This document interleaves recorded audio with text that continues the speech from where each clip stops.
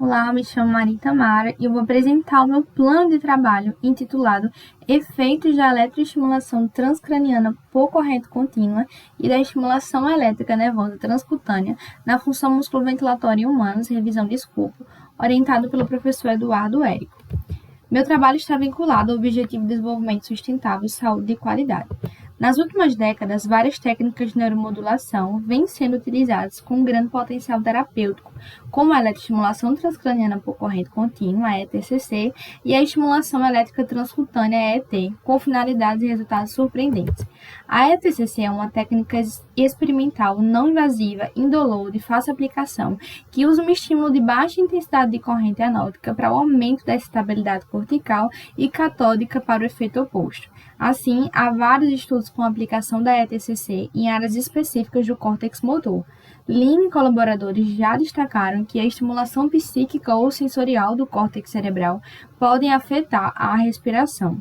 Sobre a ET, tem sido descrito alguns dos seus efeitos sobre a função musculoventilatória humana, como, por exemplo, com o uso da EDET, aplicação transespinhal, sobre músculos abdominais, sobre pontos de acupuntura, entre outros, promovendo o aumento da capacidade ventilatória em diferentes graus. No entanto, os estudos na área ainda são muito limitados.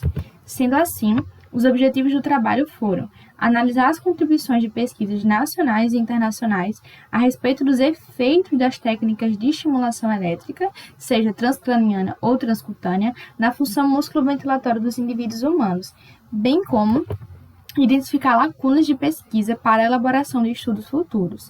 O presente trabalho foi uma revisão de escopo orientada pelo Guia para Relatório de Revisão de Escopo, o PRISMA-SR. Foi feita uma pesquisa bibliográfica nas bases de dados BVS, dia 8 de março de 2021, e PubMed, 7 de março, e a partir disso foi feita uma síntese qualitativa das evidências encontradas.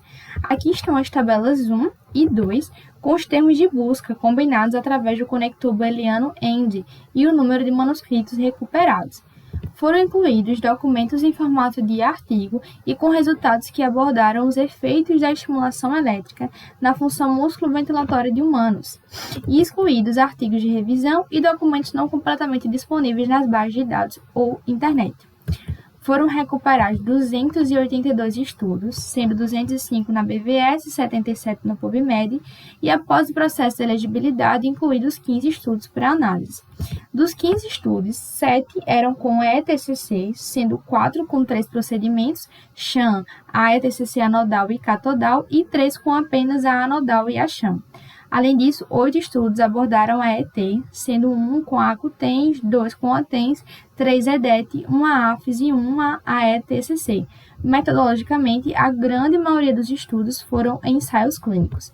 Os artigos apresentaram uma variação de 10 a 46 participantes, com um total de 315 participantes estudados. Além disso, houve variações metodológicas importantes entre os estudos.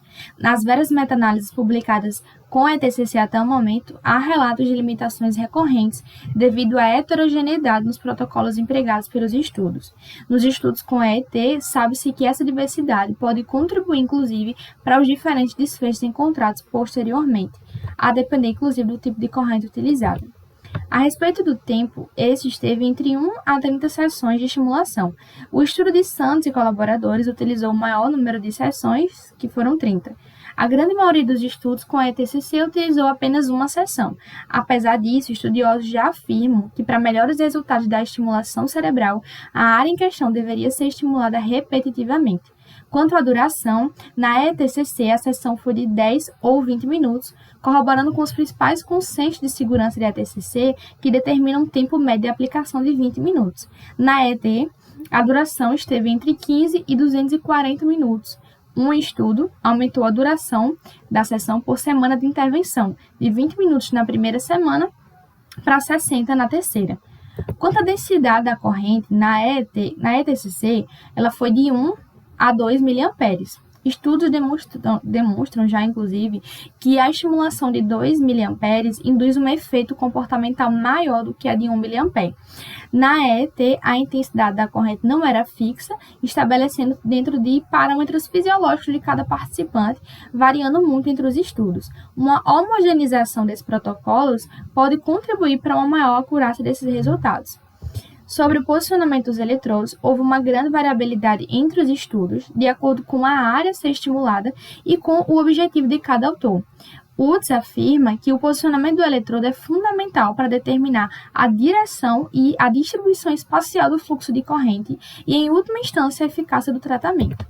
As variáveis avaliadas nos estudos foram frequência respiratória, ventilação minuto, volume corrente, pressão expiratória máxima, volume expiratório forçado no primeiro segundo, capacidade vital forçada e volume de oxigênio máximo.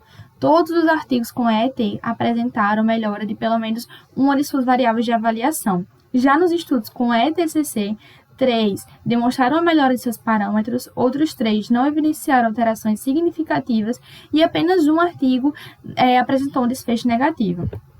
No estudo de Asabu e colaboradores, que aplicou a corrente elétrica sobre o córtex motor primário diafragmático esquerdo, tanto a ETCC anôdica quanto a catódica diminuíram significativamente a amplitude do potencial evocado motor do hemidiafragma, evidenciando que a neuromodulação sobre áreas respiratórias cerebrais deve ser ainda melhor esclarecida. Lee e colaboradores encontraram uma associação positiva do exercício respiratório diafragmático com a ETCC anodal, sendo eficaz para melhorar CVF e VF1. Um estudo com pacientes com DPLC revelou que a ET-Acutens aumentou níveis de VF1 e dispneia. E nos 2 artigos com ET-TENS em pacientes pós-cirurgia cardíaca, a estimulação melhorou parâmetros como mecânica pulmonar, força muscular, bem como volumes e capacidades pulmonares.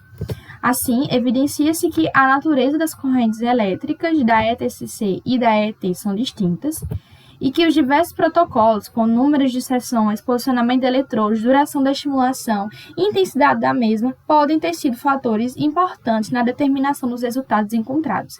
No geral, os resultados da aplicação da EET se mostraram bastante promissores. Já os achados relacionados à ETCC sobre funções respiratórias se revelaram ainda pouco elucidados, com algumas discrepâncias que ainda precisam ser melhor esclarecidas.